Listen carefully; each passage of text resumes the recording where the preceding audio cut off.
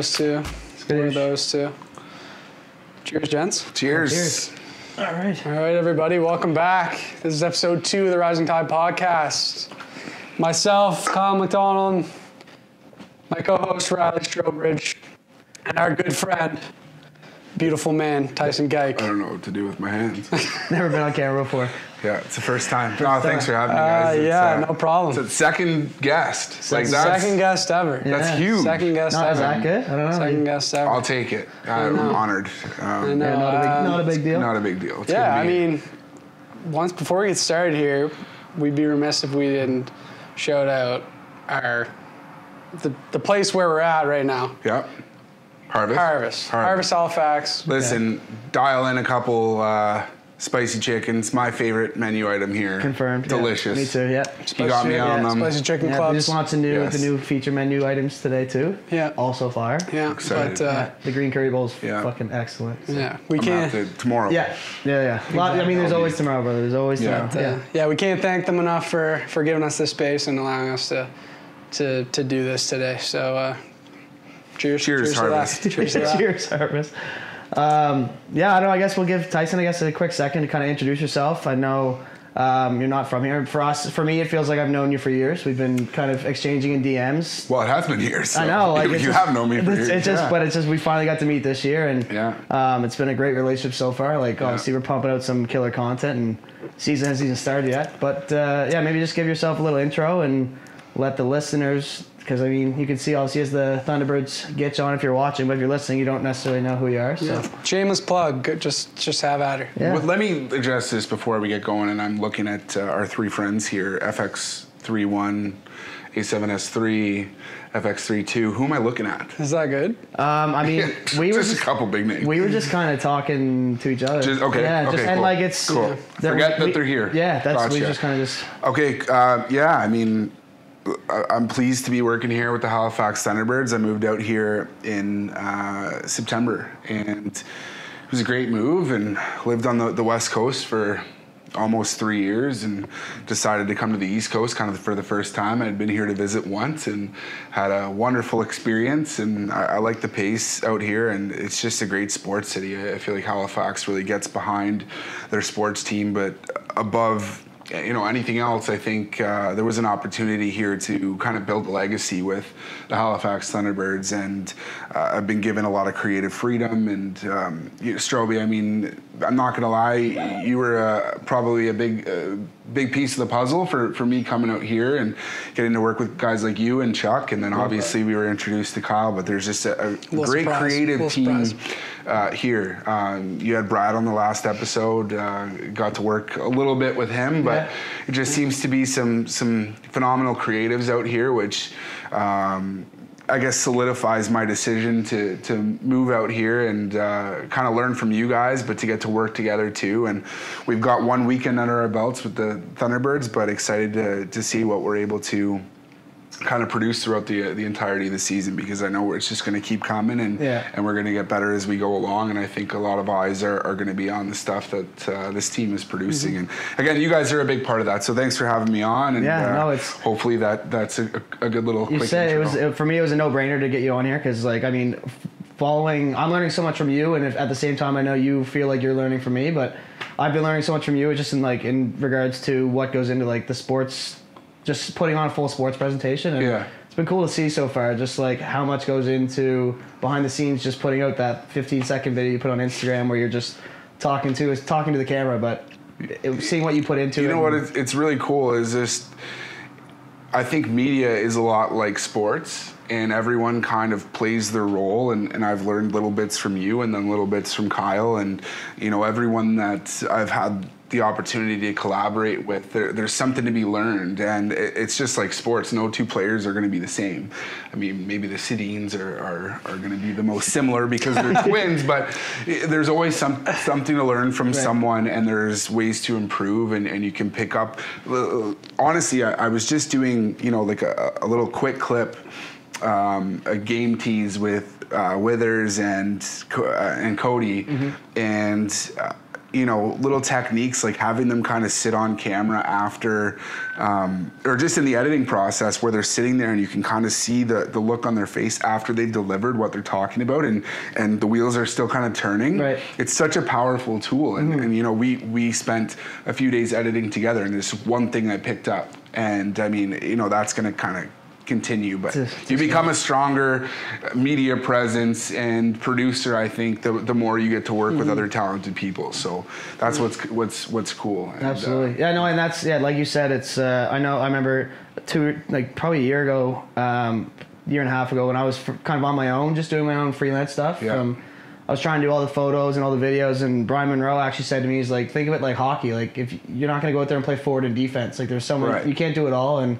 that's that's a great example. You said, like, it's getting all the guys in the right positions, and once you start to kind of get cohesive and work together, it's the product you can produce is like next level, right? So, I'm sure you guys will chat with Charlie Regousse at some point on the podcast, so I'm not going to totally steal his thunder, but he and I have worked very well together on that front. I remember we were at the U.S. Box Lacrosse Association Nationals in San Jose, not a big deal, this past summer, and he was dealing with the photos and kind of social, and then I was dipping into the social a little bit, but handling more the video and production and the quick clips, and we're showcasing what's going on at the tournament, and the tandem of the two of us just absolutely crushed it. Right.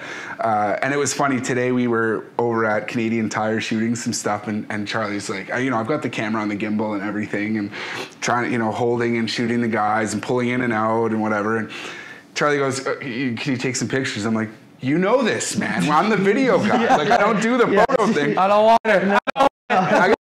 I'm sure you guys know. Listen, like, you got to switch that fucking dial, right? And it happened to me. Like, I got to shoot a couple of years ago with the Bruins. Yeah. Not a big deal. But I got in there and was the only shooter there.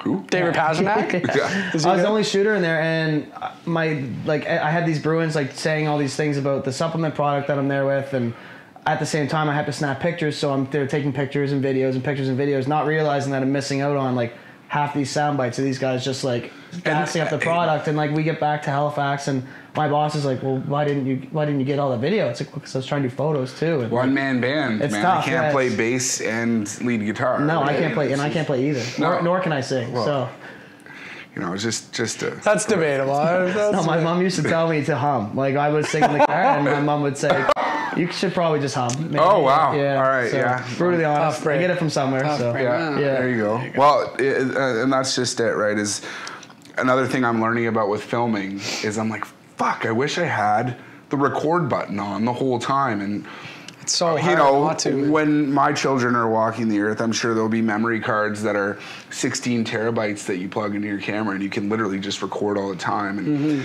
there'll be technology to go and find the clips after, but I always hit record and then I'm missing little bits and pieces, and I'm like, damn it, I wish I got that. When do you stop, right? That's the thing. It's hard, and then you're adding another step to the process later when you're going and having to filter through all this footage and decide what you want to use, and then it's a 30-minute clip that I have to sit there and where's my point? Yeah. But you spend 30 minutes filming it, and then you got to spend an hour looking through the 30 minutes. Yes. And it's extra slow motion to make sure you didn't miss anything. So a lot of learning going on for sure. And the season with Thunderbirds 360, which we're doing, shameless plug here, but no shame at all. No, it will be tagged. Yeah. It will be in the behind the scenes documentary style video where we want to encapsulate it and just really capture all that goes on with the Thunderbirds, and showcase our players and kind of reveal their personalities, and you shed some light on the NLL it's never been done before. Yeah. So it's said a lot, and I think it's true when you say it, that the NLL is one of the best kept secrets, that it's got to be one of the most entertaining sports to watch live, and it's unbelievable that we're kind of the front runners to try and showcase that and spread the awareness around it and show the behind the scenes. For sure. And the thing about these players is they're awesome. And I get the crazy personalities. Yeah, really crazy personalities and just good people. For the most part, you're not really dealing with those egos. No. And I've seen that at the NHL level, and I know you get it at other sports. I don't really care about any other sports other than the NHL and sickly and NLL. I'm right there with you. Yeah. But that's the thing is that these are down to earth guys that, from what I've seen, appreciate you being there as a producer. And myself, you guys are going to get that respect. Charlie Ragusa, Austin Owens, all those guys, we put the passion in, and I think our players can kind of see that, and they're going to give you that time and respect and buy into whatever you're doing or you're shooting. You're not going to get those egos or shit, I got to sit down and do this interview. And that's what I really love about it. It's just, it sets this league aside from so many other professional leagues out there, and we have an opportunity to capture some amazing stuff this year, and it's a big part of the reason why I came here. So it's and you were in a pretty high tier role before. Like you said, you were with the Canucks prior to moving out here. And yeah, I mean, I was working as a in-arena host for the team, so I wouldn't say that's high tier at all. Like I wasn't full time. However, I was offered a full time role with the club as a producer and to continue that in-arena hosting position, and coming up with content, continuing to do on-camera stuff, and I think that would have been great. And it was something that I always kind of dreamt of. And it was weird to be sitting in a position in a driver's seat kind of, and like, which lane do I take, and to choose the NLL where I've kind of been before. But that familiarity was great. And that, again, that creative freedom and that control was awesome. And the fact that this is a championship team, and I think that this team could really win it all this year, and the Canucks are a dumpster fire. So I feel confident in my decision. And Boomers is right across the street from the Scotiabank Center, and I've never been. I had an opportunity last week, but yeah. I haven't been to Boomers check it out. since since it's been normal again. I guess it's like you're allowed to get up and dance. Like it doesn't look. I see Snapchats. It doesn't look like there's a lot of masks on. I heard we don't need to call out Boomers like that. Put them on blast. I'm not calling them out. I'm all for that. I think that we're all, if you're vaccinated and you're in there, you should absolutely be able to like mingle and have your mask off. Like, all for that. I get the second variant and all that stuff. A text that I received this past weekend from a source was that there was some maskless dancing going on the dance floor. Okay. So, unnamed. I'm not a big dancer, to be honest. Being responsible, you didn't go, right? You're just trying to be responsible. Sure, I was being irresponsible elsewhere, but that's it. But I need to check this place out. So Saturday, if you boys are free, let me know. Let's go. Saturday, we're a little tied up until about 11 o'clock because there's the home opener. Little shameless plug. I don't know if you heard about it. What team? Never heard of them. The Thunder Eagles. Thunderhawks. Thunderhawks. No, we don't say Hawks because the Nighthawks, right? Oh, sorry. Yeah, okay. No, that's a shameless plug that we're not. No free plugs. Never mind. No free plugs. Yeah, I mean, we just got a lot of information there. I think taking some time to digest. A little bit. Before you take that off, on the Nighthawks, I feel like a lot of people don't necessarily understand the move of what happened. Yes. So I feel like a lot of people kind of expected that Halifax was just like a new team coming in the league, like an expansion team, but that wasn't really the case, right? Right. And you know what? As a member of the media, it's something that's kind of difficult to navigate almost, because this is such a storied franchise, and it is essentially what our team owner and general manager Kurt Steyer's built with. I think a lot of the guys are gone at this point, but there are some guys that still remain. You know, the Cody Jamisons and Scott Campbells of the world, and was Warren with them too? No, not at that time. No? However, Kurt Steyer's built that dynasty. Yeah. It was a three-peat in recent NLL history, right? And it's kind of weird coming in here to Halifax and not having those banners, but how do you present that to the fans of Halifax? And listen, this is a team that's been around for a long time, but it's also new, and it's just, you're not going to see this in any other professional sport, because Rochester Nighthawks, the organization moves. Kurt wanted to keep his same roster, and rightfully so, because it's a wagon. Yeah. And now Rochester gets an expansion franchise with Pagula Sports Entertainment, who also own the Bandits. Okay. Right, so they own the Rochester Americans in the Age. Right. So it's just it's weird to talk about, and when you're saying that, hey, our two organizations have a history, where it's the Thunderbirds taking on the Saskatchewan Rush, who were the Edmonton Rush back in the day, who played the Rochester Nighthawks, who are this organization, and Rochester beat Edmonton for their first in their run of 3. How do you dance around that? It's just weird on the broadcast and stuff. So For sure.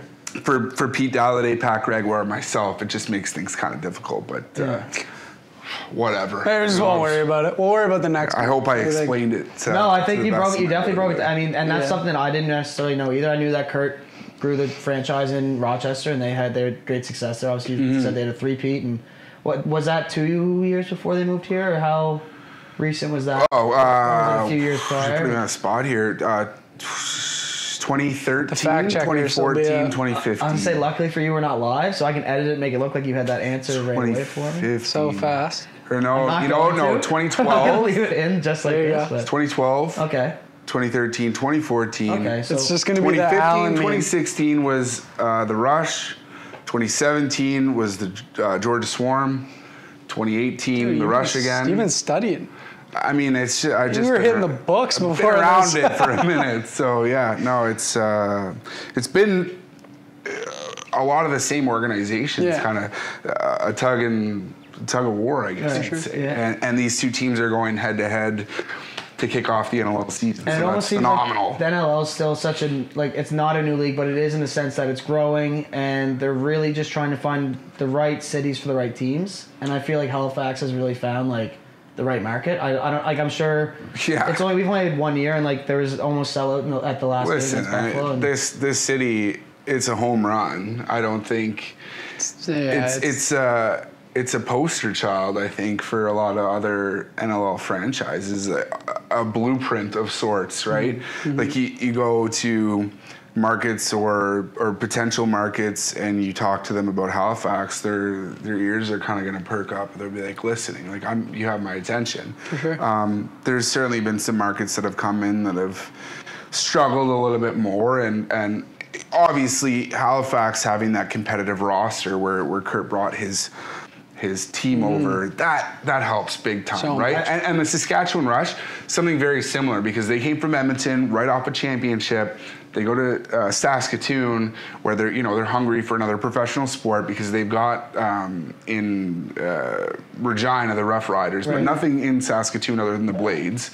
So it's a very similar market in the sense. Rabid sports fans, they like to get out and support the team, but. And I was gonna say that too. I feel like it's a blessing that the Thunderbirds are the first real professional team here, but it's also a curse that the comparison that they have is to the Mooseheads. Like, I know, like, when I say to someone that, oh, like, you guys should come out to the game, they're like, well, tickets are $70, like, Mooseheads are only, like, $15. It's like, it's a professional sport. Like, and the entertainment value is just like. Well, listen, I mean, not to belittle a product, but and all bias. The Mooseheads have built an unbelievable. It's just, I'm not saying that they don't have an unreal franchise, because they're one of the best top ones in the CHL. But it's the CHL where it's not the professional league. It's on its way to the professional league. I'm not even speaking about the talent that's gone through that organization or what's taken to build it as a general manager or an ownership group, because they've done a fantastic job. And you think of the CHL, one of the first teams that comes to mind is the Halifax Blues. The thing I will say. Yeah, it's hard to say that they're not one of the best franchises. And that definitely was what I was saying. No, for sure. Here's the thing. Yeah. The thing about that, and all bias aside, I'm just talking as a sports fan. I've been to 20 NHL rinks in the National Hockey League all across the U.S. and the States. Not a big deal again. Beating me. I'm getting there, but I'm not at 20 yet. Yeah, I'm 32 one day. But anyway, so 20, and I've seen what works in a game presentation standpoint, and I've obviously worked in NHL game presentation, and it was a year where the Vancouver Canucks were challenged, and we had a very talented kind of game producer that came in and wanted to change things up in Vancouver because it had become stale. So again, my bias is kind of taken aside when I say this, but I've been to a couple Mooseheads games, and it's just old. Right? Like, there's nothing new and fresh and exciting going on. It's the same thing that you've been seeing for years with the same music and the same goal horn, and it doesn't have that energy and excitement like you might want to see. And I think one of the bonuses for us is we've got Honky for horny. Horn if you're honky. Nice. Is it getting closer? Is it going to come right through here? It's coming down here now. It's going to come right through here. Yeah. Meow. All right. This podcast is on fire. So. Anyways. Flames. Straight flames. Where was I? Yeah, I think you know. It's the Thunderbirds are a change, right? Yes. Oh, what I was going to say. Yeah. The benefit that we have 9 home games. Yeah. To build up and make look sick. Yeah. Mhm. You know, they got such a hefty schedule. So much of a schedule, right? yeah. So it does become a little bit routine throughout the course of the season until you hit playoffs, and I'm sure you know things kind of take off again, and things are exciting. And again, you know, it's a talented roster, and I've seen some good hockey players in that team, but I'm just talking strictly from a game presentation standpoint. Prior to the Saskatchewan and Thunderbirds game 2 years ago, the big comeback game, that right now is the best sporting event I've ever seen live. Yeah. Prior to that, it was in Mooseheads, like when they won the President's Cup, like the 2013 year, like or 2012 or whatever year it was, like watching McKinnon score 3 goals, and like the rink was the loudest thing you've ever heard. That's the thing. But that's the thing is that we've had half of a year in the league as the Thunderbirds, and like it's already happening. It's already happening. So it's like I'm excited to see. I'm praying to God that we get through the whole season this year and that everything works out, because last year was really exciting to be a part of, and like. You know, I will say this, from our team's standpoint specifically, the restrictions and the work that's going into monitoring the whole COVID situation, and even, you know, vaccinated fans getting into the building and just making sure the boxes are checked off and everything's good. The team's doing a great job. And, you know, I travel with the team from time to time.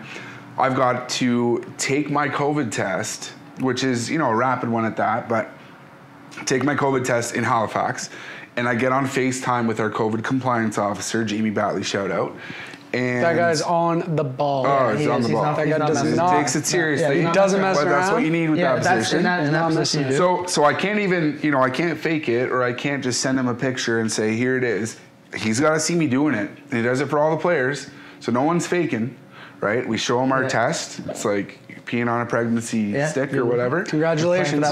Just that one dash. And then right when I get to the arena at the ILA for practice, or before we get to the arena for a visiting game, we've got to do it again, right? So there's like 2 chances to catch it before it even gets to anyone. So as long as the precautions keep staying, if every team is doing the same precautions that Jamie's doing, that Thunderbirds are doing, like I think the season can definitely work out. Yeah, and we have to be extremely smart about it, because it can creep up on you. But it's so far so good, and fingers are crossed, because I think this league's really ready to take off. So it is, yeah. It would be a shame. Like it's a shame that COVID has already had such an effect, and like it would suck if it set it back again. But like you said, I mean, Jamie's doing an awesome job. Like I was really impressed when we first got there. I didn't know what to expect, and he had everything lined up. It was like, you're not passing this point until we get the okay.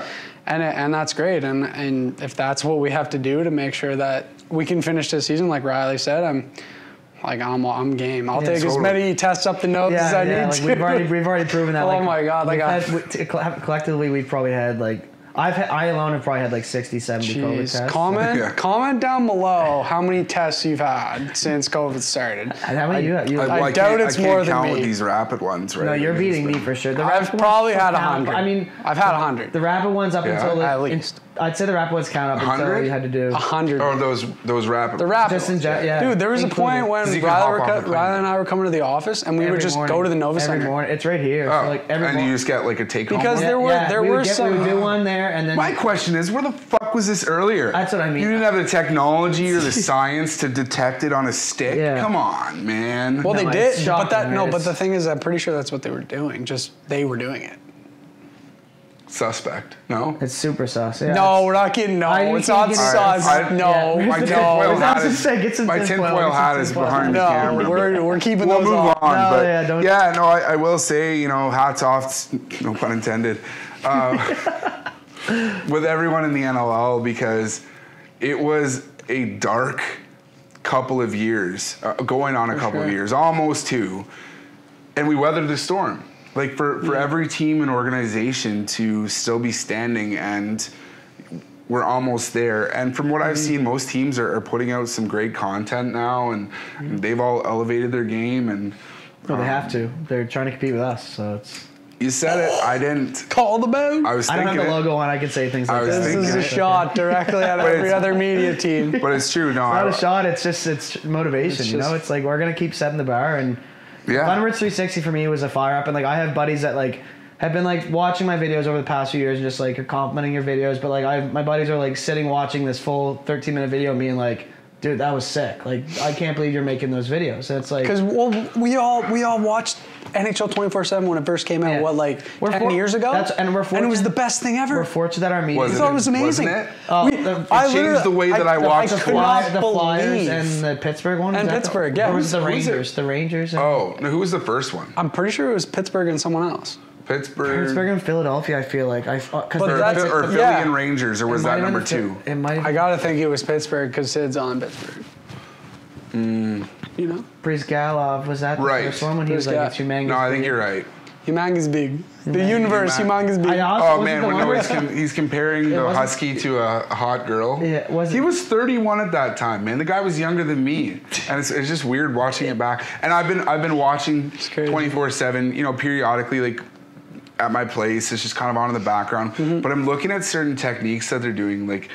What are they shooting Getting or like? inspired. And that's one of the things that we were talking about, is having that camera rolling all the time. They had cameras on yeah. these guys all the time. Yeah, well, because It's so hard for us. they have those giant memory cards that you're talking about, man, and, Yeah. and they got people to shoot it, they got people to edit it, they got Right. people to archive it, they I got mean, all that the stuff, team's right? using our turnaround time is quicker than theirs because those came out weeks after, Mm-hmm. right? And rightfully so. But yeah, they changed the way that I watch sports. Big time. And that's when I started caring more about the players and their personal storylines and cheering for certain players individually as opposed to, you know, rah for one This team. team, Like, that go team, Leafs, yeah. go. Yeah, It was you more start- like... Can I give a good It example? was more like Of Ilya course. Brizgalov. I would love to give the best example I can think of is All or Nothing, Yeah. Jack Campbell. Yeah.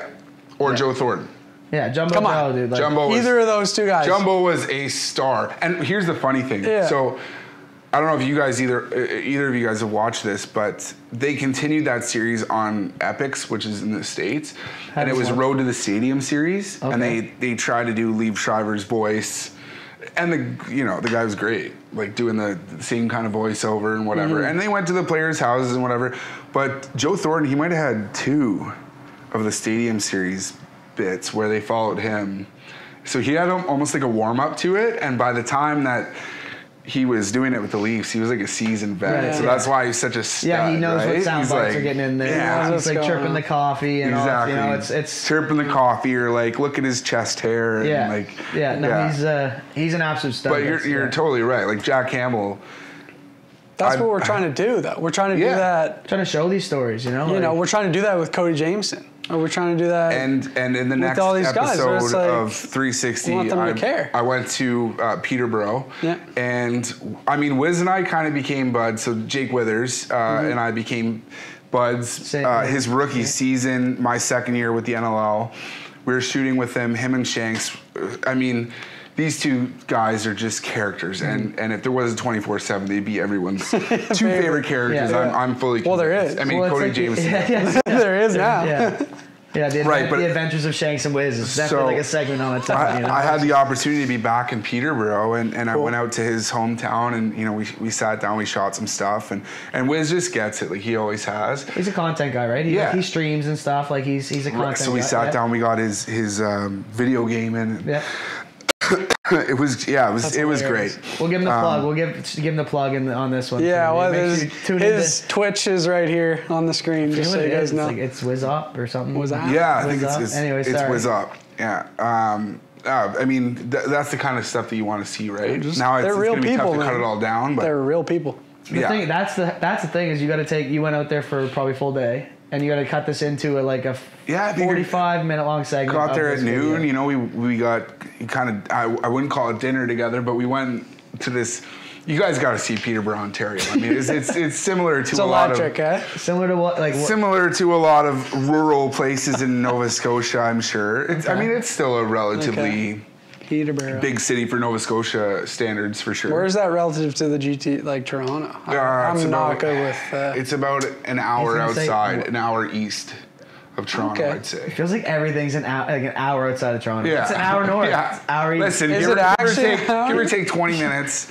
But so it's out there. So we Depends go on to if it's a this carriage, yeah. spot just outside of Lake Lindsay, which is kind of on the outskirts. Is it on of the way to Peterborough. Kingston? Am I? Yes. Okay, cool, yeah. All right. There you go. I know where it is now. And we went Awesome. to this phenomenal Been there, schnitzel place. Schnitzels. Yeah, he brought me to the schnitzel Okay. place. He's like, "What do you want?" And he This is off the rails. took me there, and it was so cool because we're there and I'm filming, like we're in this place getting schnitzel, and the girl behind the thing goes, "Oh, you play for the Halifax Thunderbirds." I lived out there, and of course, when I left, then they got a team. I'm like, Wiz looks at me. I'm like, this couldn't be any like more perfect. Yeah. You rolling? Were you rolling?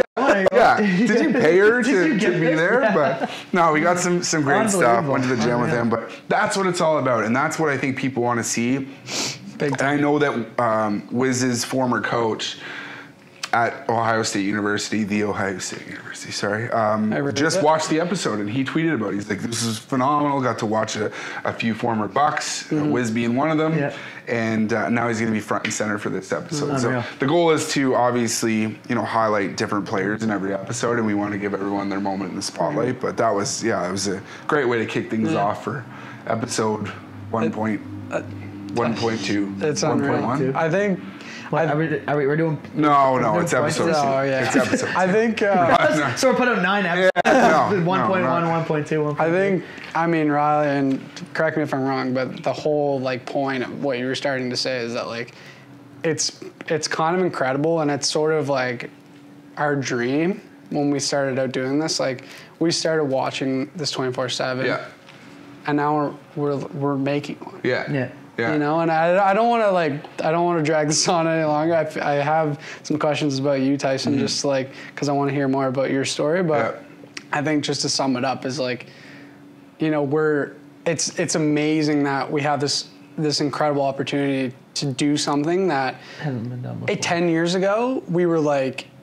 I had never even picked up a can. No. Like 10 years ago, we were like, "Wow, this is incredible," and now we have the opportunity to do it. And Yeah. I'm super thankful, but Well, that's kind of what. Listen, and what it's again, all about, it's it's amazing. It's just the start, and I think what we did with episode 1 of 360 was great. I think there's lots of room for improvement, but. Sure. Yeah, it was so fun to watch it all kind of come together, and now we can do it week in and week out and do it on a grander scale and make the episodes a little bit longer.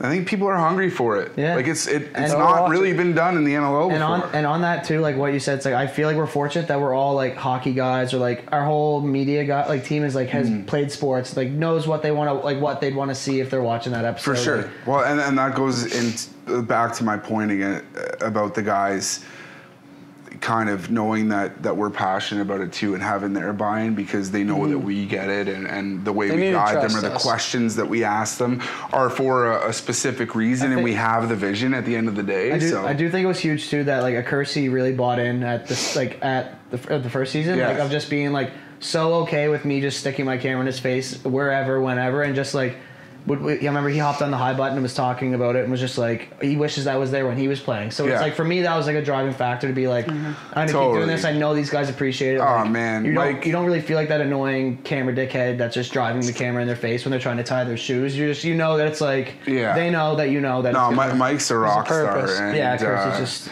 he knows what's up. He's a player's coach, but at the same time, I think he's a producer's coach too, if Yeah. that makes No, sense. Because he- you can sit him down. He knows. I almost kind of guided him. I'm like, listen, give me a good answer with some meat, but not too long. And he goes, and it was almost a little bit short. I'm like, keep going. No, I actually gave you the instructions not to keep going. So that was good. It's Yeah, no, he's good. He's great. But yeah, Kyle, I don't know if you want to lead off some questions. We've been talking a lot about the Thunderbirds, and I do want this. This is a very a big passion of us is the Thunderbirds. Obviously, both of us being on the team, yourself included. So. We're just excited. Yeah, I'm so fired up. I got the carpet ripped out underneath us, or I say but the team got the carpet ripped out underneath them. what are you, LeBron James? No, I was saying as if it was small. I literally have no outcome on any of it, but I was just starting to travel with the team in the first season. It was in Buffalo right before COVID. Things shut were down, rolling and for you, man. Things were rolling, and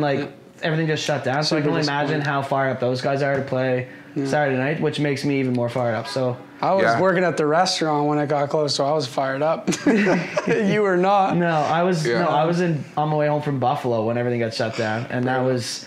I remember being in like the Newark airport, looking up, and just seeing like Trump on the screen, and just being like, I gotta get the fuck home. Like, anytime that guy's on the screen, it's no good. I was getting a pedicure, and I remember seeing it up on the screen. Yeah. Yeah. Can someone clip that? None of it clip. Just off Main Street in Vancouver. We're clipping it. Okay. Shout out to my spot, Sun Moon Nail Spa. They really just killed it. And I was going up to promo code. Yeah, well, at that time, Geick's toes for 20% off. Selling feet pics. I need to make a couple extra bucks here. Okay. I'm gonna cut it just sort of say because I need to pee, and I'll start grab another a quick pint. beer and beer and a pint. We'll get back to it. Yeah. One eternity later. Oh, hey there. How are you? Riley's just working on a little story there. It won't flip around. Oh, did you hear that? Skadoosh. Cheers, mates. All right. So we're back. We're back. We talked a lot about the Thunderbirds. Yeah. And obviously we're all super stoked to have them back. There's more to me than the Thunderbirds. Tyson is not just a Thunderbird. He's actually a competitor in our space. He has his own media company called Flash Media House. Yes.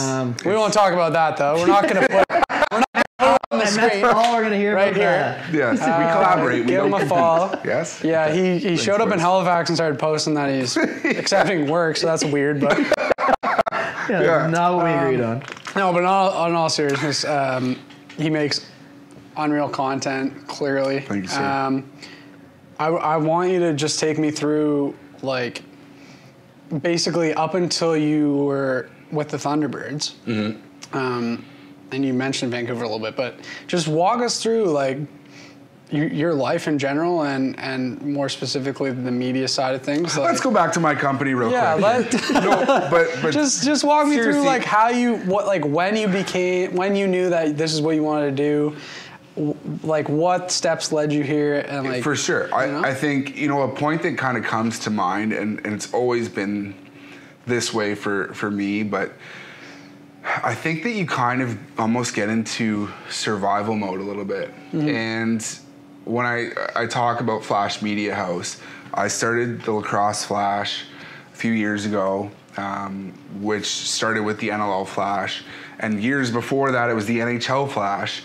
And that kind of in time became Flash Media House. Mm-hmm. And it was always because I was looking to stay alive in the industry. For sure. And it was a way to continue to just work on my production skills and kind of keep getting better. And then with Flash Media House, just a way to keep making money. And I was more successful doing that than anything else. Everybody's got to eat. Yeah. The Canucks thing the rug was pulled out from under me with COVID, and I had to find a way to stay alive. Mm-hmm. And that was Flash Media House for me. And I'm so thankful for that opportunity. And it goes back to a guy that is a good friend of mine. Got me my first start with a car dealership on the West Coast, and it's Mark Hamilton. And he started me with his dealership.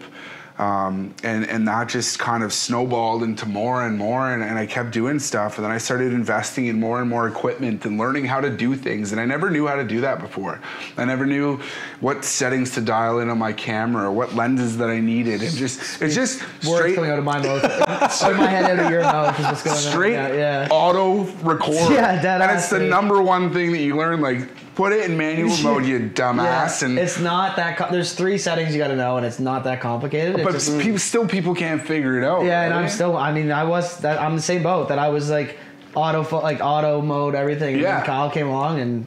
No, right? You need your 1/50, 24 frames per second. Yeah, you need your ISO as low as shit is now better. That's only because I watched 8,000 hours of YouTube videos before. And that's it. I mean, for anyone watching who wants to get into it and wants to get better, YouTube, and I will say this till I'm blue in the face or on my deathbed, like watch that shit. Yeah. Anything, like not even just this, like Anything you want to know. And I almost get frustrated to a fault with people that come to me with stupid questions. It's like, dude, I'm like, did you fucking YouTube it? Yeah. Did you put it in? It's like, how do you tie a tie? Well, here's 3 easy steps to do it, right? Or like, how do you like wash your dishes the right way so they dry?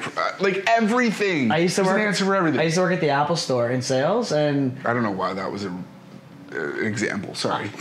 Washing the dishes. tying ties or washing. Oh, No, tying ties. Tyson just has like- some traumatic experiences say, washing dishes.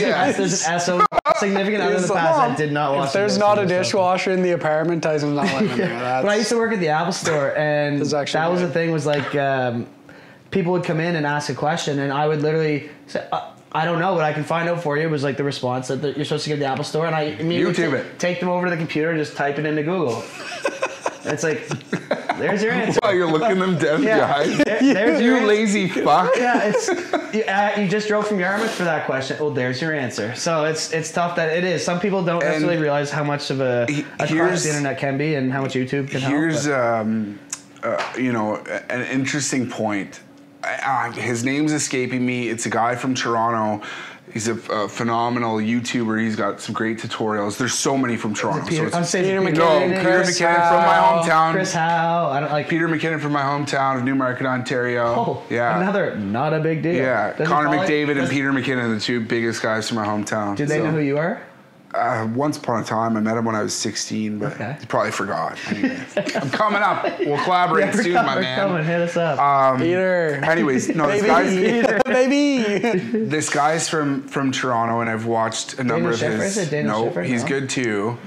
Matty He's Apoya? kind of no, also good. There's so many good little short- YouTubers from from Toronto. Toronto. For It's that. a Isn't it lot. nuts? There's For no that. no one out here does that. That's the I crazy know. thing. It's like, What's the guy's Are we name? going to start a YouTube channel? He's on no, Moment. we're not, this is the YouTube channel. This is all we're doing right now. He's got Because I'd way tutorials rather on do Moment. this. I should know his name. If I had my phone, I could pull it up That's and, okay. and Google it. Yeah. But, We're talking about you. We're talking about you. Yeah. We're talking about you. but I just want to make a point is that what he said, he's like, video production and the production process and going into Final Cut or Premiere Pro, loser, is all about problem solving, is finding a way to get around a wall. hurdle You get to or a point where over it's a like, hurdle why or is this around not- something. Why is this doing this? And it's like, you why is have you literally a have that thought. vision. You have this thought. It's like, why can't I do this on Final Cut Pro? Bam, right there. And that's why I think that YouTube is something that guys like us kind of gravitate to, or it's our first Every step. time. It's My best friend, a man. knee-jerk reaction is like we go and look on YouTube because we're problem solvers, and that's what producers kind of do. I think- And guys that are shooting and like you have a vision, 100%. how are you gonna bring it to life? And there's different things that get in your way, or like this plugin's not gonna work, or this font Mm-hmm. doesn't fit with this, or whatever it is, and we find a way to make it happen. Yeah. And we're always learning new techniques in order to make our product look as good as possible. Mm-hmm. Yeah. But I lots of that goes back to YouTube and what that guy said, who I was then watching on YouTube. So it's Right. funny how it's a circle. Yeah, it's a but- full circle. Yeah, it's a cycle. It's all right there, and it's like it's so accessible that it's like it's kind of scary too at the same time, because like anybody can really kind of start to venture in, and you see a lot of people venture in that. I thought so too. But again, it takes a certain mind I'm saying it comes back to that creative vision, Yes. and not everybody has that. No. And like I'm not saying I necessarily have that, but like I'm completely self-taught in my field, and I've now been doing this for 4 years full time. Yeah. So I think like there's some degree that there is like a creative mindset that goes into it. Yeah, and it's in one sense it's a low barrier to entry in terms of knowledge, but it's a high barrier to entry in terms of like in order to do this correctly, and to do it to the best of your ability, like there's a huge time, money, personal life commitment to this whole thing, Yeah. right? Like we didn't, and this kind of goes back to your point about, and I think it's really interesting the way that you framed the pandemic is like you were in survival mode. It's like it was the same with Riley and I. Like that's when we really like flipped the switch. It was like, okay, it's now or never. Yeah. You know, and it's like Yeah. Well, it's like at some yeah. point in this industry, you need to commit. You need to believe in yourself Yeah. and your abilities, and you need to put a lot of money in that a lot of people, and rightfully so, sure you build aren't willing to How much are spend. these 3 cameras we're shooting on? We don't right need to now? talk about it. We're not going to talk about it. We're not going to talk about it. We're not going to talk about it. $15,000. Okay, I guess we're talking about it. Like, Yeah. No, I'm gonna gas it up because we just fucking did that. I know you just did it too. It's like that's the barrier to entry. It's like, yeah, we can have our 3 iPhones set up, and everyone's like, it's not the equipment, but it's like, I'm not a big math guy, but I know that. Yeah, it's just the fucking I numbers. definitely know that. But again, the only reason that Sorry. we've ever done that, no, it's not like it's not Sorry, like that. Kyle, fuck. No, but the only reason that we ever invested that is because we believed in ourselves. Yeah. We believed in the vision. You know, this is the life that we wanted for ourselves. It's not always easy. There's a lot of hard days, a lot of stress. Like, What's that in a shopping addiction? Like well, yeah, I mean, you got my other next production looks super cool. you got other Why not? unresolved issues. Yeah, but, no, it's just a little. That's the thing. retail therapy. You know, We'll you whip those out gotta at some point. it's, Okay. Gotta show off the kicks. Yeah. I don't know. I just don't think that can be said the understated. Is that it's, you know, it's, you got to be willing to take that leap. You can learn everything you need online, and I truly believe that because we did it. Yeah. But there's a lot more to it, and I have so much respect for everybody else who's taken that leap. You're a perfect example, because it's not easy and it's really scary. Yeah. But if you put the work in, you put the hours in, it's more worth it than anything I've ever funny, done. you know, not to talk about myself, even though I'm the guest on this podcast. Well, we asked you to. Yeah. I know you did. Gas it up, buddy. Gas it up. The thing for me is I can look back to being 16 years old, and hindsight's 20/20, but I remember always having a love for production. I always wanted to be on camera. Like, I wanted to be on TSN, and I wanted to be on the big screen and to be covering. Yeah. I think I actually saw you on TSN. This Saturday at TSN.ca. I'm not quite on the prime time just yet. But Today, but baby steps, brother. Baby steps. so I always wanted to do that, but looking back now, I can see my love for production and like creating things and creating like home videos and like having the vision, but obviously not the technical skills to make things happen. And I started off on a radio station doing color commentary for NCAA D1 men's and women's hockey teams when I was going to school for lacrosse in the States at Mercyhurst. And that's where I got my start. And I remember traveling to Rochester, a beautiful city, and telling myself that I've never been there, so I don't know if you're joking. I've never been, but I've also never heard it described as that. Yeah, so that's we were there for the AHA finals, and it was like RIT, Air Force, Mercyhurst, you know, a bunch of notable schools and stuff like that. And I was doing these games on the radio, and I was like, this is what I want to do forever. It was that click moment. And along the way, you know, I spent time as a reporter with the Kingston Frontenacs on TV Kojiko when I was going to school at Queen's. I was on the Much Music VJ search. I was doing little bits, you know, all over the place on camera. And then things kind of went dry for me, and I was struggling, and this kind of goes back to that survival mode with the Flash stuff that I was talking about. So I have it tattooed on my arm now because it's just like my reminder to keep going, even when nothing's coming your way. Do it for yourself. But wasn't getting any opportunities, even on like volunteer local television. Like, I wasn't getting emails back after being on a national, granted, reality TV show and having an audition on SportsCenter when I was 24.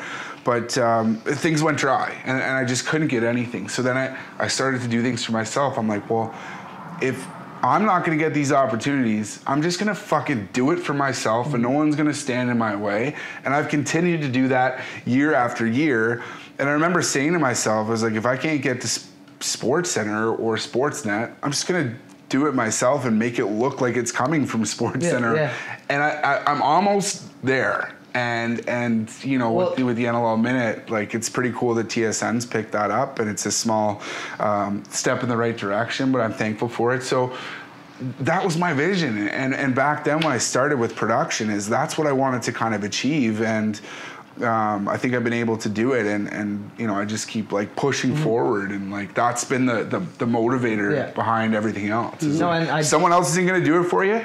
Do it yourself. Yeah, and that's the thing is, like, you can only feel sorry for yourself for so long until it's like, I'm gonna go do this. And I did. And Tyson, like what you're able to, like, looking now, it's like I've never seen the backside of sports broadcasting. Like I said, like obviously I get to see like the bus and everything, but to see like the pre-production that you do, like you're doing the green screen stuff and what you turn that into has got me looking at like Sports Center and like Sportsnet and looking and being like, what does this set actually look like? Like, because like the smoke and mirrors you're able to do and like the plugins and just everything just makes me look at this whole hour-long Sportsnet broadcast completely different after seeing what you put into it. And I definitely think you're right there. Like, and like for one guy, one camera. Yeah, like one guy, one camera. Like, wow.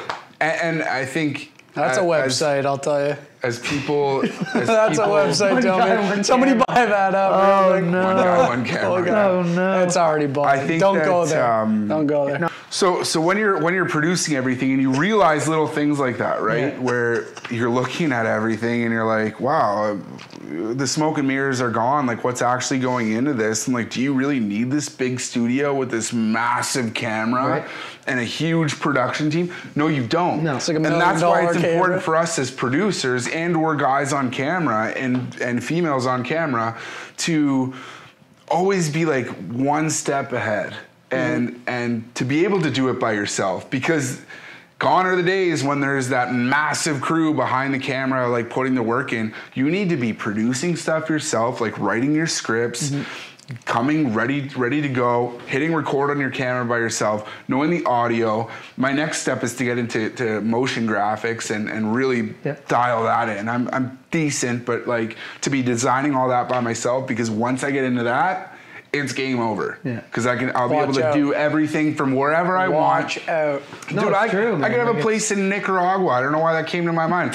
Nicaragua, sitting in a basement, as long as I've got a decent internet connection, put a big green screen, couple lights, and record myself and be an expert on a subject. And as long as you know what you're talking about, you can do that from anywhere. True. And it's true. And I think, now everyone's got the ability to produce and put stuff out there. You need to kind of build your following and then put it out for the masses. But yeah, I mean, good content kind of stands out from the rest. So I think one of my biggest takeaways, and I hope that people can, hope this comes through in the podcast for people, and the things that one of the main things that I really admire about you, Tyson. Not to get soft on you, sorry, but cheers. You guys want me to leave? You want to is put on the soft. In all seriousness, though, is man, your work ethic, your drive to learn and discover new things and push the limits, and you never saying no. Like, it's honestly really inspiring, and I feel very lucky and thankful that you connected with Riley and that you've decided to make Halifax your home this year, because I think that there's so much that we have to learn from you, and I hope that we can teach you some things too. But it's just really changed my perspective on a lot of stuff since I met you, and I hope that I'm gonna cry. I hope that no, it really has, and I hope it comes across in the podcast, and I hope people really like hear what you're saying about your struggles and where you've come from and where you want to go, and it's just awesome, man. I appreciate you for all that. I think we're all going to be better for it. Absolutely, that's what I said at the start of this. So it's perfect that it all comes full circle. We've got so much to learn from one another and the struggles that we've been through. But I think that's why we all connect so well, is because we've been through those same struggles, that survival mode. And I'm not going to lie, man. And shout out to my parents who have been such big supporters along the way. Like, me too. I get emotional talking about this. There have been some dark times where I went to bed and I was like, I don't want to wake up in the morning. Like, nothing was going my way. I struggled. Like, it was. I remember literally lying awake at night, like kind of heart beating and just like, I would not be mad if I didn't wake up tomorrow. And, it's a constant battle. It's a constant struggle to deal with kind of depression at times, but to have gotten out of those dark places and to continue doing what I'm passionate about is awesome. But I certainly wouldn't be here without those support systems. And but I know that you guys get those points too, because we're fortunate we both come from super supportive families too. And I've been in the same situation as you. Is like I've bounced around a couple universities, never finished anything, didn't know what the hell was going to stick for me, and then creating content just kind of found me, and it's funny. So. Again, you guys can probably relate to this too, but you see friends, and we're just at that stage in life now where, for certain friends, you know, things are really starting to take off, and they're killing it at commercial real estate or in, you know, different industries.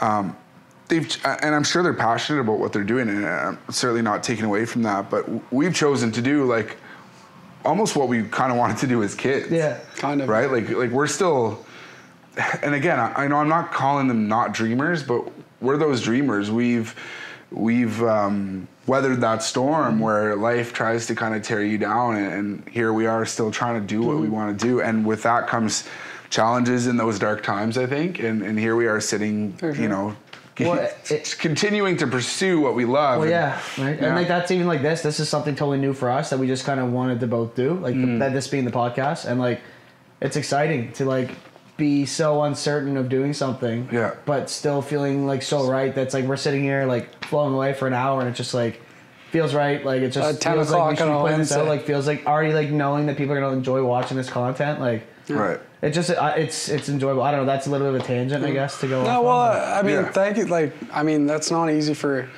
you know, I'm not like you can't downplay how like hard that is for someone to share, Tyson. And like I appreciate you for being like so honest and open about that. It's like, you know, as creatives, as people that, you know, try to create awesome stuff for people, I think we all to some degree deal with that mental health stuff, the anxiety, the are people gonna like this? Is this good enough?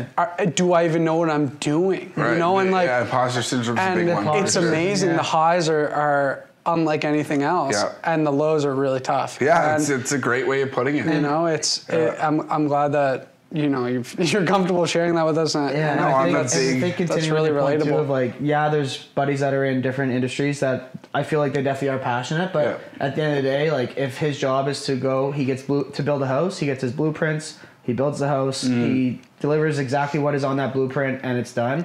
In our industry, this is their blueprint, this is what we're actually able to put together, and it's that hope that the blueprint that we put together at the end is gonna like be what they're looking for. And so it's always that just unknown feeling of like, I hope that like you're recording this whole commercial. It's and like you're pulling a slot machine sometimes, like, right? Like what's gonna pop up? Like I don't know how many three straight sevens, or you know, complete what I don't know. Yeah, I don't know how many times I don't play the slots. I'll finish a shoot and I'll be like, did you get what you were looking for? He's like, hope so. Or like saying like, no idea. It's like, well, I guess we'll find out when we sit down at the desk. And always be shooting more B-roll than you think you need. Yeah, and and that's the thing, is not overshooting everything. And there's just so much that goes into it, but it's just like that learning curve of just like believing in the product you're putting out and just hoping that that's what your client is going to be. Navigating that landscape of this is my creative.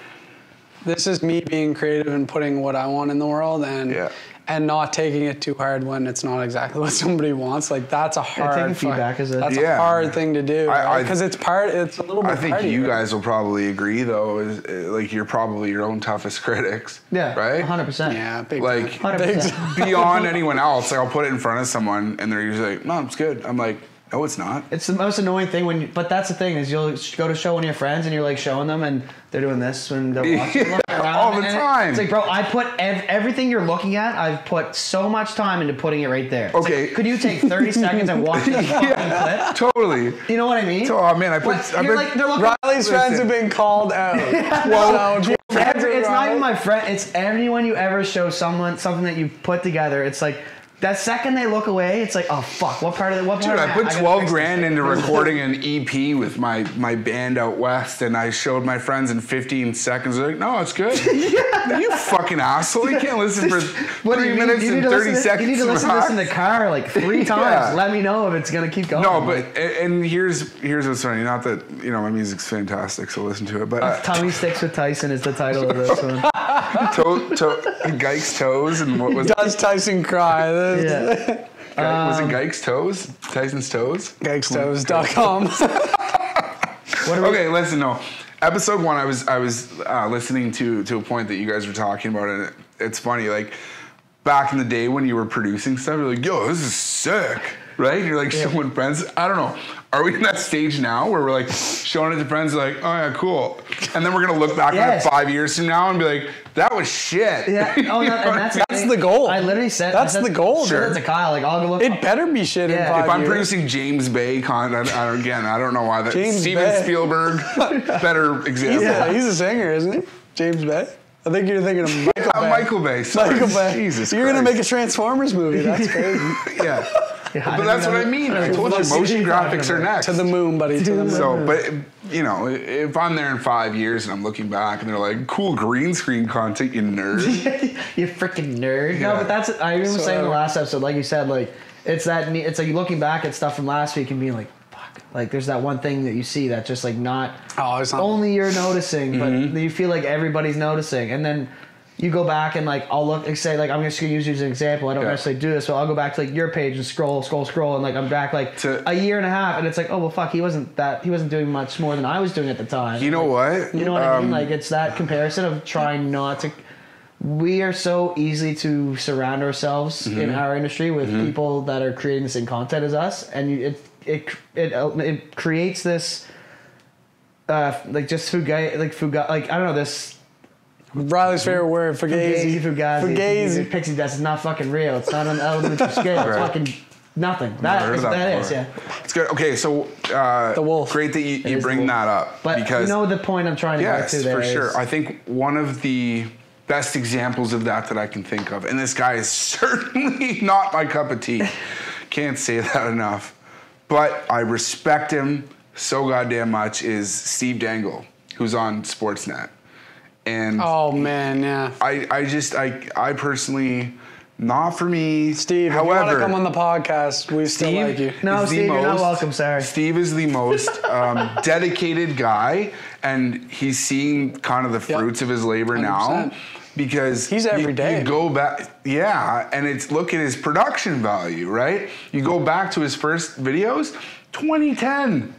It's fucking 2021, almost 2022. Years, you guys haven't checked. Yeah, and his stuff is come so far, and he's developed a character. If you meet him, on the street, he's not going to be screaming in your face like he is on camera, and that's just not my style. However, but he's a super nice guy, and he's just stuck with it for so long. And I will shit on myself for this. It's the one thing that I haven't necessarily had in the past is that stick-with-itness, because I haven't seen the instant gratification, and I give up on a project way too early. And that guy stuck with it, and look, how he's getting repaid now. Well, and it makes me think about where I could be if I just did the goddamn same thing. And that's the thing is like even like tonight, like I went for supper before this with like a few of the roomies, and just like I was sitting there, I was like, fuck, I don't know if I want to do this tonight. It's like, I don't have to do this tonight. And then I'm sitting there thinking, it's like, no, I'm going to do this tonight. Like, I want it. I told people I'm going to put this out on Sunday. Like, and that was like, I was so stressed on this past Sunday trying to put that episode out that I was up to like 5:30 a.m. Like, scheduled it out, got a premiere, finally set up for 11 o'clock on Monday morning. And like, I felt like I didn't complete the task that I'd set out for because I told people it was for Sunday. Knowing damn well in my head that nobody gives a fuck if it's out on Sunday night or if it's out on Monday saw morning. that, and I should have said don't beat yourself up about it. But you know what I mean? It's just and so like tonight, I was like remind myself of that I had that feeling that it's like, no, I told people this is going to be every Sunday. I want this to hopefully be every Sunday. It will be every Sunday once we get our new computers, because I know that those things are absolute rocket ships. My current laptop had the spinny wheel for If I can't go to the moon on this computer, man, I'm going to be pissed.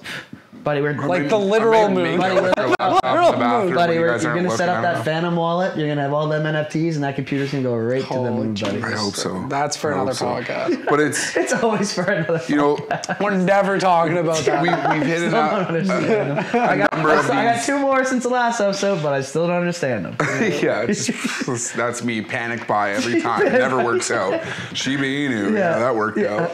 Right there with you, brother. I thought it's on the come up. Yeah, let's hope. Hold. Hey, yeah, hold. hold. Pretty old. Another revelation that we've kind of hit here is like, do it when you don't want to do it. Yeah. Right? You just It's gotta like, do it, man. If you just went do it. to something and it was just great every damn time, which it is right now with the Halifax Thunderbirds, but if you did that, True. you wouldn't really get anywhere. No, I think you really see the most gain when you're pushing through when it just fucking sucks, and that's again survival mode, right? Is when it sucks and you're not seeing any Growth or no one's paying attention to anything you're doing. No immediate feedback. That's like Right, but that's where you gain the even most. even when you're in the trenches doing something shitty, it's you're still at something that you're documenting, so it's really not that bad. Yeah. Because people want to see what you're doing. Yeah, you put on we do your game face, right? Yeah, we do stuff that like, I mean, we're a business too, so it's like we're gonna do jobs that like we're not stoked about. Yeah. Like we're not incredibly passionate, like super fired up to do every single corporate shoot ever, because it's just not creatively, it's not exciting. No, it it's doesn't not get for it. the box. But I mean, but that's what you're saying. It's like you need to do that stuff. You need to push through the shitty times. You need to get in survival mode and say, I need this. We need to do this stuff because we need to pay our bills, so that we can do stuff like with the Thunderbirds where we're creating this amazing stuff. Like you need to do the shitty stuff so you can do the stuff you want to do. That's life. There's a book you know? that I read on a long journey home from a shoot across Alberta that was just miserable. I should fill you guys in on sometime. Green Eggs and Ham by Dr. Seuss. An audio book. No, that's a little bit. It's advanced. Sam I am. No, Red fish, it's blue called fish, I green Used fish, to Be blue a Miserable Fuck. Okay. And Nice. and a good book. I mean, very insightful. It changed the way that I looked at a lot of things. Is it a Mark Munson? Like, is it one of those? Is it part of that? Like Similar. I think his name's John. John Kim. But similar kind of. Yeah, I mean, Okay, he's still got that similar tone to the way he's writing, and Mark Manson's better. Unreal. But I this read guy, both of the books too. this guy's good. I think I've got like 20 books with the name "fuck" in it. It's Nice. weird. I gravitate towards Well, them. just, yeah. Anyways, yeah. That's he's just talking survival. about finding the nectar in life, even when it's not sweet. Okay. Right. So it just, like you said. Again, this is a Yeah, great that's opportunity for a liquor sponsor. We don't have any sponsors yet. Storm Chaser, oatmeal. I can't read. Oatmeal stout. Vanilla oatmeal. Yeah, No. you don't have to read because we don't have sponsors yet. So they can just, the cans can be in there right now. Sponsors, possibly you. Investors? Yeah. Could be Yeah. you. Love that. Sorry. But continue on. No, your no, point. and that's just it. And I haven't done the best job at that. You know, sometimes I look for the easy way out and the first chance to kind of run and experience something new because it provides a new hit of dopamine and whatever, right? Like coming to a new place is just, whoa, everything's new and exciting. There's new people and like it's not mundane and routine and I need to get better at that. But that was the biggest takeaway from that book that I had, and it's all I read is those shitty self-help books. I almost like admire that too, that like you're so willing to just up and go because you don't want that complacency of being like it's a double-edged sword. Yeah, it absolutely is. And like the fact that you're willing to just uproot your life, drive fucking however many hours it took you to get here from Vancouver, like and you're enjoying it to the degree that you are, like that's unbelievable. It's admirable. Like it takes a special type of person to uproot their life, go somewhere else and start new. And yeah, shit, I've done it twice now. Yeah. First time is Oh, I think this one Vancouver might stick. Island. I think this one might stick for you. I think you're kind of meant for these yeah. films, so. I mean, I love it here. I wouldn't even think that you weren't from here, to be honest. Well, that's the thing. So I worked at a bar in Toronto. You're definitely not from the GTA, that's for sure.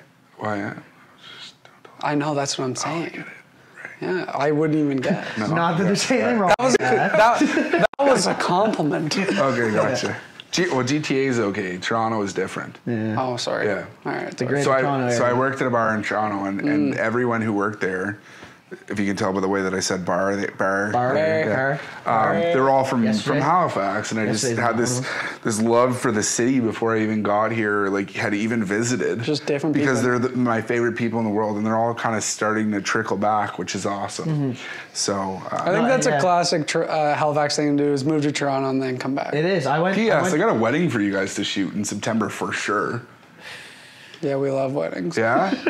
What's the Dude, what's they the fucking venue? stress me What's out. the venue? What's the budget? And Yeah. Oh, it's gonna be the most fun and is it wedding. open Like bar? I want you guys there. Show me the money. Are you at the Yeah. wedding? Oh, I'm marrying the couple. Oh, yeah, I'm like dead serious, like doing the ceremony. I could probably mess with that. All my friends are coming. It's going to be a riot. Like you guys can drink and have the cameras and be in the thick of it, and I'll introduce you to everyone. Okay. It will 100% be worth your time, even if just for the experience. I swear to God. We say that weddings are stressful. It is stressful just knowing that everything you're doing is out of your control. You're just recording what's happening, and if something goes wrong with the wedding, then it's like this couple, Kelly and Kevin, are phenomenal. Like the most easygoing. They're just so East Coast. Bridezillas. We're trying to avoid oh man, Kelly is the sweetest human being. Okay, one of we're top 5 in my so life far. for sure. She's it's such crazy a that we charge $20,000 for weddings, but for them we'll do it for like $5. Listen, Kevin's got some pretty big business. You picking this up? Hey, did you get that? No, we got to get you guys there. But all my friends who are from the East Coast coming back from Toronto and such will be there. And like you said, like people do start to resonate back, like come back. Like I was at Dal for 2.5 years, and I met so many people from Ontario, Calgary, and like there's only a very select few that are still here, but there's a lot of people that have gone home and are now back here. Because they're realizing this is a great place to live. It's got everything beautiful city. It's like growing. It's like you can get in right at the heart of everything and just like... That anxiety that exists in Toronto and almost just pretentiousness that I got in Vancouver like doesn't exist here. It's really nice. It's low key. Like I said, a great sports today. I could see an NHL team coming here and... I was going to ask you that. 5 years. Do you think an NHL team will work here? You think 5 years? I think so. I don't think the infrastructure is quite there downtown. Just based on how pissed off it makes me to drive around. Like, do you think it'd be one way? Like this is to you too as more of a local. Do you think it's more of like a Nova Scotian NHL team where it's like more centralized, or is it going to be like Halifax Highlanders? Like it's got to be Halifax. It's got to be Halifax. You think? But it's going to be in Dartmouth. I get what you're saying, but to have it's like all Canada the people and Ottawa, all the people. Yeah. Oh. Canada, I don't know if you've been to that arena. Would be not bad. Dartmouth would be great. The main problem with Halifax and Dartmouth is the transit is garbage. Yeah. So because like in Toronto, you can hop on the train 45 minutes away and go to go downtown. That's what's got to be addressed. $4. Yeah. That's what's got to be. But if you want to Uber 40 minutes away, it's going to cost you like $60, 67, right? Yeah. So we don't have that infrastructure where it's like you have to drive. No, you're and then you're going to walk for 15 minutes. Build probably 2 more bridges. Like and like I said, I would think the team out on that land in Dartmouth that has kind of been untouched, where you can build a couple highways kind of going in, have some good parking, have better transit. Like that's so important. These things are going to transit's the biggest part, because the biggest thing with the NHL team working is the nightlife in Halifax is obviously the biggest part of Halifax, and like I feel like it almost needs to be right within that hub. It's got to be because I love what is it, Rogers Square here. It's so cool. I've never everything down here is sick. Well, it was sick when they did the Jurassic Park. It was the only Jurassic Park east of Toronto, and they did it down there and it was completely packed. It was electric. That's unreal. So cool. Unreal, and it was completely full. And that's the thing, is like it's like I think that the team will only work if like the bars are right there. I think I was thinking this when you were talking about the Thunderbirds at the beginning of the podcast. Is like. Halifax really is.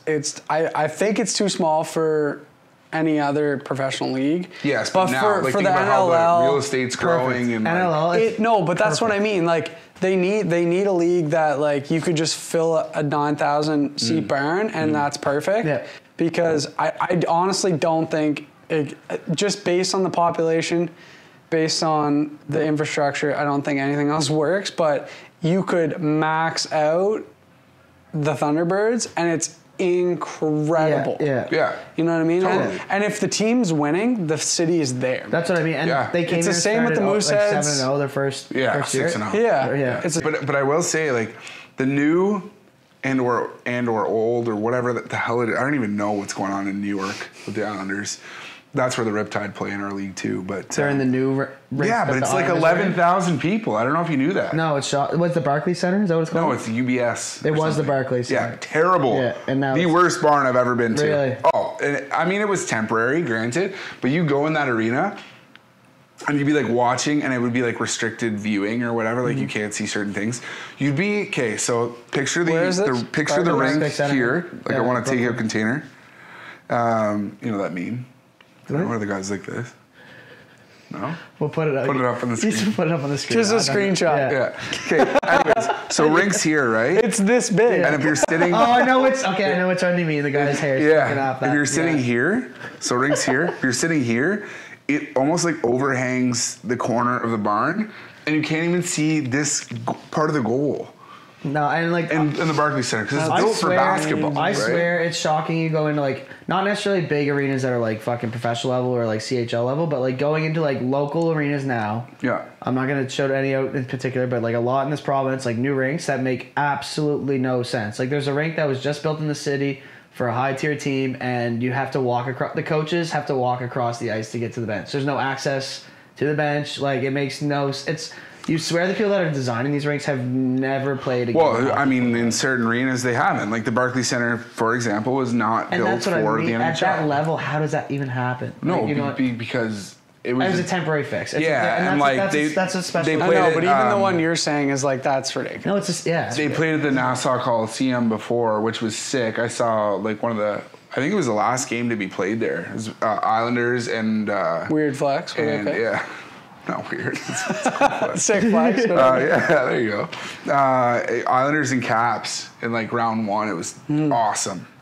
And like rock and barn, but it's so old. And they just needed to move and like needed to find a new place to play. And that's why they went to the Barclays Center, which just wasn't. They were like, yeah, hockey. We're working Brooklyn. No. Sound. Well, they got a new rink, so that's good. That's good. Yeah. I don't like. I feel like to go there in April. You guys have anything else you want to touch on before we try and wrap her up?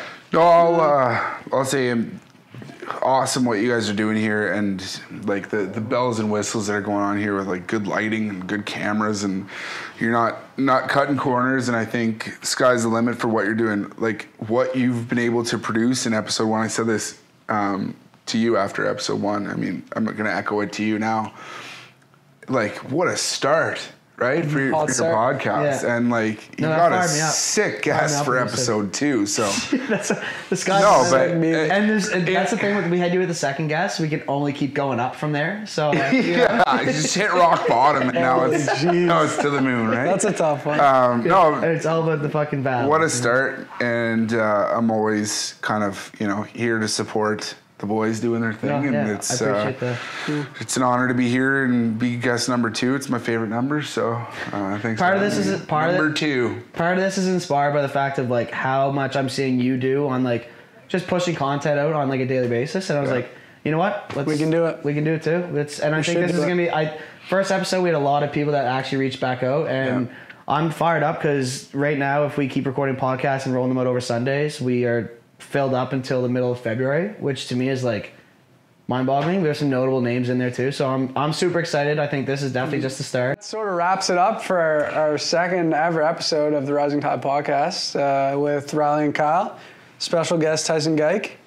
Thank you guys for tuning in again. I'm a little bit less surprised if people are still here. I'm still thankful though. Appreciate it. Last time I was pretty surprised, but thank you guys for tuning in, and check us out on Sunday. Next week. Geick's toes for 20% off my feed pics. Cheers, everybody. Have a good one. All right, sweet. Cheers, boys. No, that was good. Let's have a fucking beer, right? Yeah.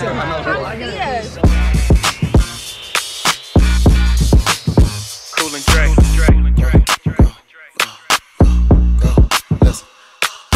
I just wanna see if you gon' lie, you gon' love me. I was getting bras way before I got the money.